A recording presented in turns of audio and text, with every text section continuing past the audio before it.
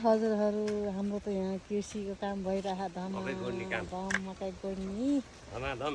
धमाधम मकै गोड्ने तरिका नि आधुनिक हो कि के हो यो हेर्नु न आधुनिक त होला नि अब चाइनाबाट सब चाइनाले नेपालमै हो नि नेपाल गरेपछि नेपाल गरेपछि नेपालमा होइन सामान त चाइनाको होला नि त यो चाइनाको होइन हामीले आफैले बनायो यो हो र कामीको आरनमा गएर के महावीर पुनको हो यो महावीर पुनकै हो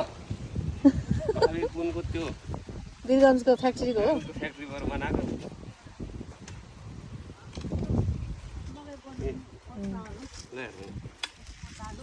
त्यो मकै पुरै त्यसलाई उठाउने ए एकैचोटिमा दुई तिनवटा ड्याङ त सरसर आउनु रहेछ यहाँ आमा मकै रोप्ने मकै गोड्ने गजब हो क्या भइगयो मकै चाहिँ हरियो ड्याङमा सला ल कहिले मेसिनले रोप्या रे यो कति दिन भयो अरे आज